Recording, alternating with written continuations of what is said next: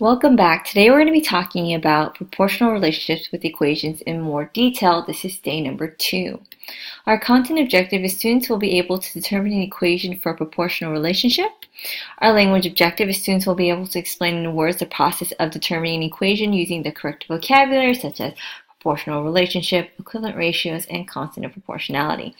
Why am I learning this? Well, it's important for many real-life problems like figuring out the amount of time to do a job. So let's look at this table here. Hopefully it looks a little familiar. In fact, we saw this from the previous lesson. If you remember, the constant of proportionality going one way, output over input, was 1/5.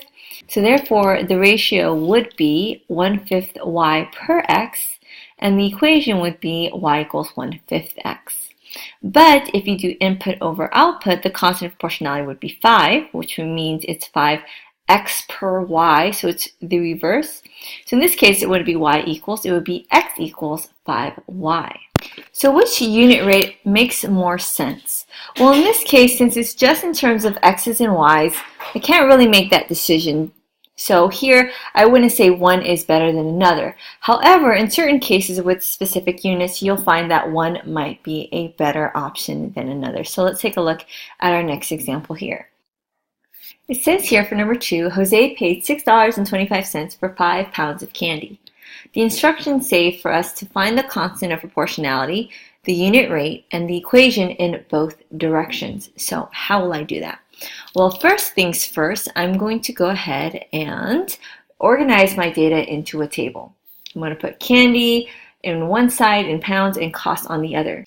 So you might be wondering, why did I put it in this specific order? Well, I do prefer to put the input first and the output second.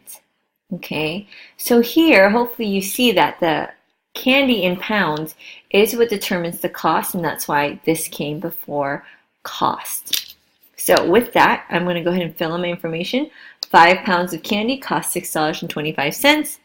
And I must say that if you bought 0 pounds of candy, I'm pretty sure it's going to cost some $0. So I do know that information. Now, why did I put that there? Well, this just indicates for me that this is a proportional relationship.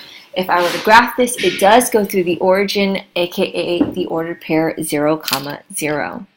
So here I went ahead and chose the candy in pounds is going to be represented by the letter P, and the cost is going to be represented by a capital C. So quick reminder, this is the input and this is the output. So in one direction, if I did output over input, I will end up with the following data. The output is going to be $6.25 over 5 pounds of candy. Now, if I simplify this, this would give me $1.25 per pound. So this here would be my unit rate. Okay, but what if we wanted the constant of proportionality? Well, then we would lose the units and just say it's $1.25. So now what is my equation going to be? Well, typically it's y equals kx. Let me real quick describe the input as the old x and the output as the old y. So here I'm not going to put y equals. I'm supposed to be using a c. So I'm going to write c equals. K is going to be replaced with $1.25. And x, we're expected to use p. So we're going to go ahead and replace that with p. So in one case, my equation would be the cost is equal to $1.25 times the number of pounds of candy. So this is one equation. Now let's go the opposite direction. Okay, so I'm going to go ahead and clear things out here so that we can have some more room. I'm going to go ahead and write this up here so we don't lose it. That is one equation. Now let's take a look at our other option. So in one option we did output over input. So we're going to do the reverse. In this case we're going to do input over output. So our input is going to be, in this case, a 5 pounds over $6.25. So I'm noticing between these two numbers, I can definitely divide by 5. So I'm going to go ahead and do that. By dividing by 5, I am going to be left with 1 pound. 1 let's write it like that, over 625 divided by 5 is going to be $1.25. Now here's the thing, you're going to notice we have a fraction and a decimal. We don't want both. So what I'm going to do is go ahead and convert this here into a fraction. 1 and 25 hundredths, which is the same as 1 and 1/4, right? Hopefully you agree that this is a quarter if you think of it in terms of money. So if you change this, it's going to be 4 times 1 is 4, plus 1 is 5, so this is 5/4. So I'm going to rewrite that as 1 pound over 5/4 dollars. Now let's simplify this fraction. It's going to be 1 divided by 5/4, which is the same thing as 1 times the reciprocal, which is 4/5. So here I'm going to simplify this to say that it is 4/5 pound per dollar. Okay, so in this case, what would our equation be? Well, let's see. Here, what I'm going to do is I'm not going to do y equals kx. I'm going to do the inverse. So this is going to be x equals ky. So here, instead of using an x, I'm supposed to use p. So that's going to be p equals. In this case, a constant of proportionality would be 4/5. And y is going to be replaced with a capital C. So I'm not sure if you remember, but from earlier, this here was 4/5 pounds per dollar. But from the very first one that we did, this was $1.25 per pound. Hopefully when you ask yourself which one makes more sense, you would go with this here, that it makes more sense to see the cost per pound versus seeing how much pounds you can get per dollar. So I would definitely say this unit rate makes more sense. So this is what we would typically use. And you're going to find it is more popular to be using output over input. Okay, so let's take a look at number 3. Here, Aaliyah drove 119 miles in 7 hours. So we're going to go ahead and write this information as a table. You're going to notice time is independent. This is our input, so we went ahead and wrote that first. And distance depends on the time, so that is the output. Okay, so 7 hours, Aaliyah drove 118 miles. So I could also say that in 0 hours, she probably drove 0 distance. This is further proof that if you were to graph this, it would go through the origin, which is one of the requirements you expect to see from a graph. Okay, so here we're going to be using t for time and d for distance, which makes sense. So remind ourselves right here, this is the input, this is the output. And this is what we would typically use for x, and this is typically what we would use for y. So the constant of proportionality is 17. If you're wondering how I got that, you can just say, hey, output over input. The output was, in this case, a 119 miles, and that was over 7 hours. So if you reduce this, you would end up with 17 miles an hour. So this would be my unit rate.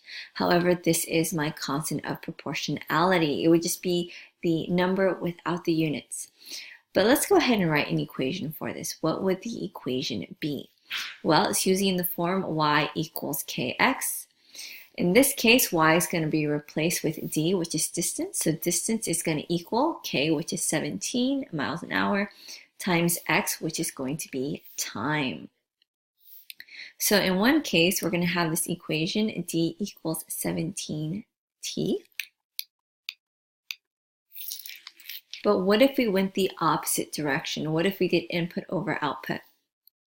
Again, a friendly reminder, because I erased it. This is my input, this is my output, here is my y, here is my x. So in this case, if I want to do the opposite direction, I would say it's going to be 7 hours, which is my input, over the output, which is 119 miles. You're going to find that this is going to reduce by 7, which is going to leave me with 1/17. But what would the units be? It's going to be hours per mile. So this here is my unit rate. So what would my constant proportionality be? It would just be 1/17. My unit rate is 1/17 hours per mile. So what would my equation be? Well, my equation is going to follow the form x equals ky. So x is going to be replaced with a t, so time equals k, which is 1/17th, and then y is going to be replaced with d for distance. So my equation here would be t equals 1/17th times the distance. But the next question is this. Let me clean that up. Which one makes more sense? Would it make more sense to think of it in terms of miles an hour or hours per mile? Hopefully you would agree that at 17 miles per hour makes more sense. And you're going to find once again that this was written as output over input.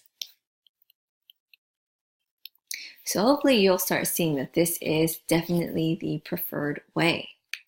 Okay, now for number 4, why don't you pause the video and try this one by yourself. It says there are 24 inches in 2 feet. Okay, so let's see how well you did. Here, hopefully you understand that the feet does determine the inches. However, you can go backwards and say, hey, inches determine feet. So does it really matter which direction you use it? No. But I know that in 2 feet, there are 24 inches. And I also know with 0 feet, there are 0 inches. Again, proof that this is a proportional relationship because it does go through the origin. So it doesn't really matter how you view it, whether you view the feet as the input or the inches as the output or vice versa. So in this case, because of the order, I'll go ahead and do it like this. So this is going to be the x and this is going to be the y. Let's go ahead and call this f for feet and let's call this I for inches. So if you want to go the route of output over input, let's see what we get.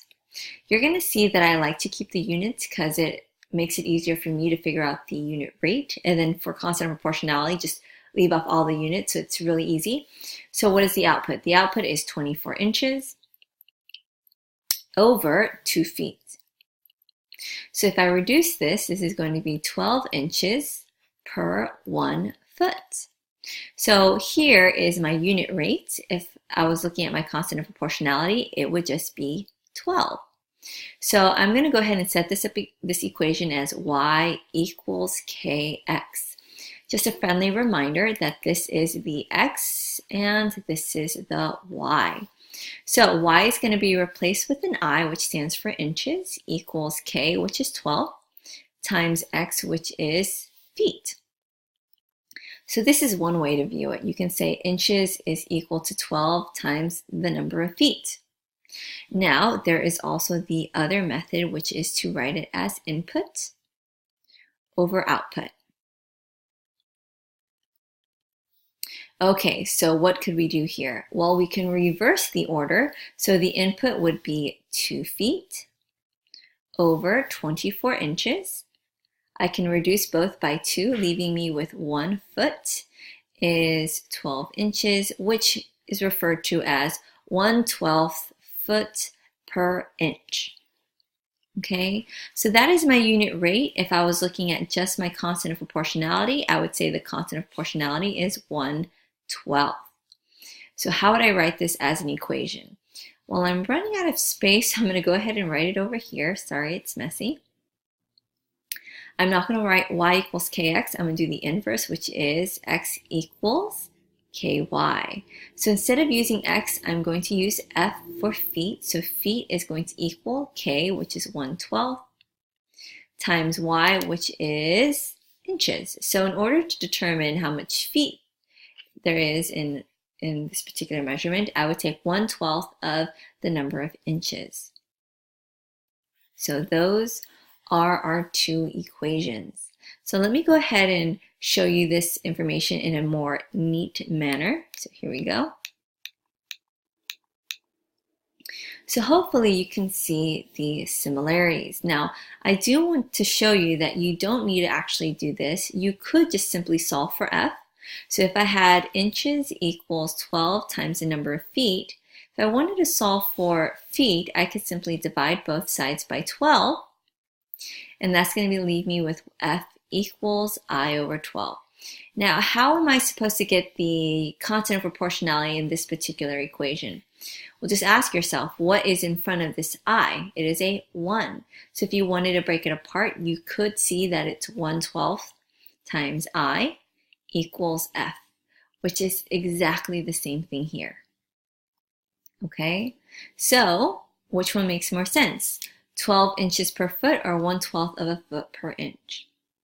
Well, I'm not going to say that one makes more sense than another, so it really doesn't matter which direction, but I would definitely say this here is a lot easier to work with than this because you're just thinking in terms of 12 versus 1/12.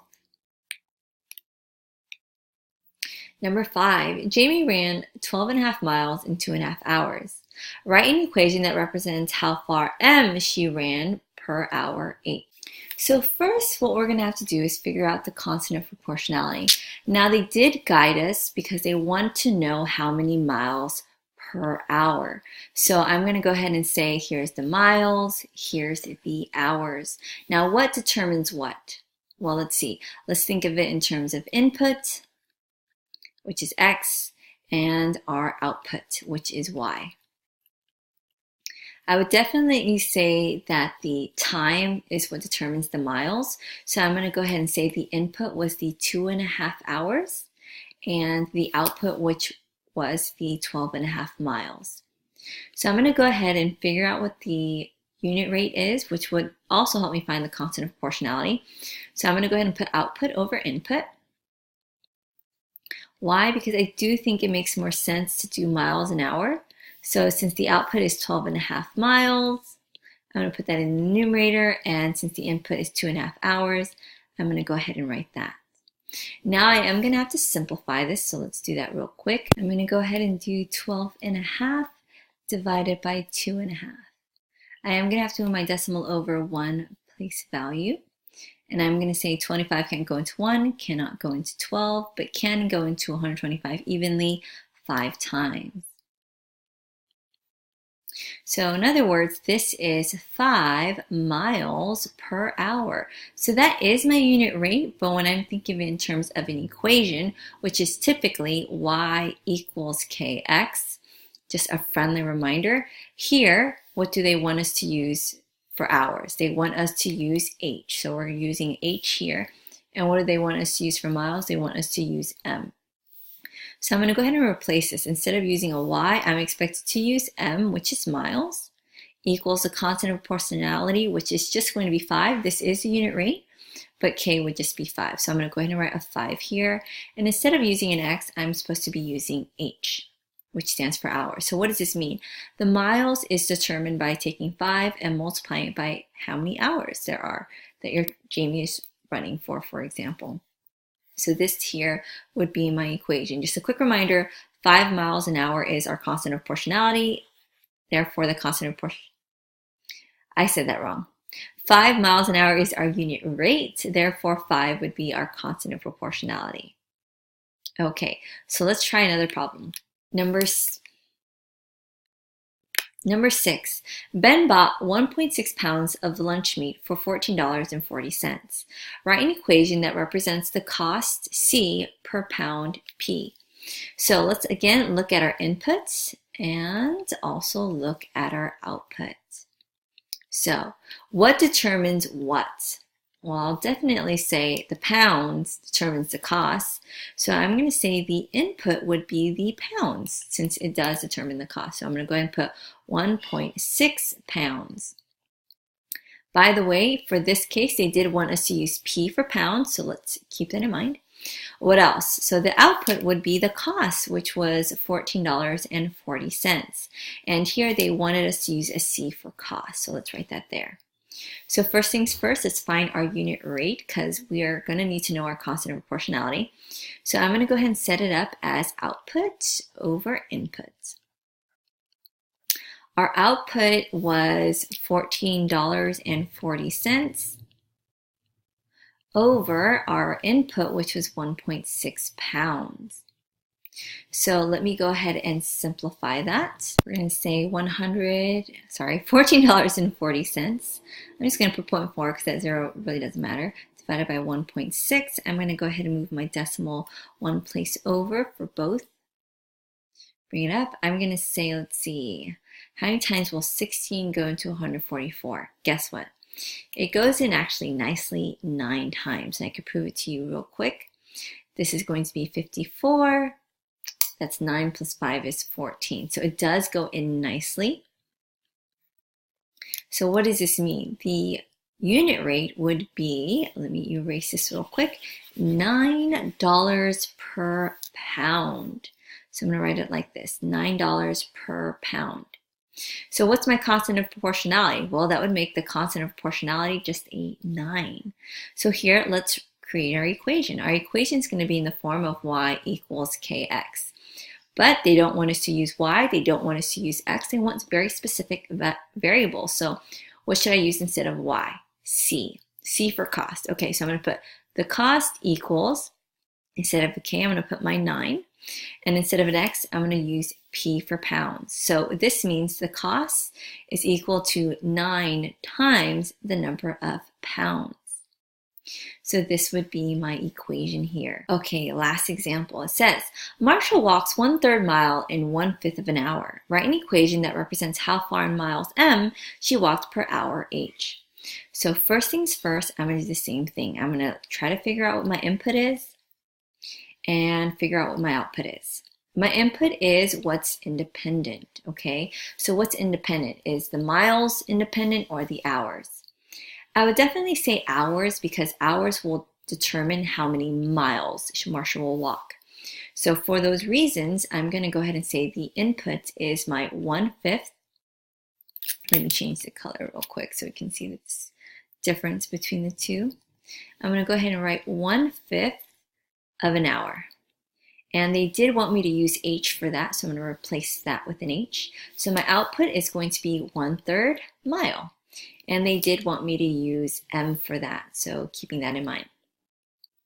So I'm going to do the same as always. I'm going to do output over input.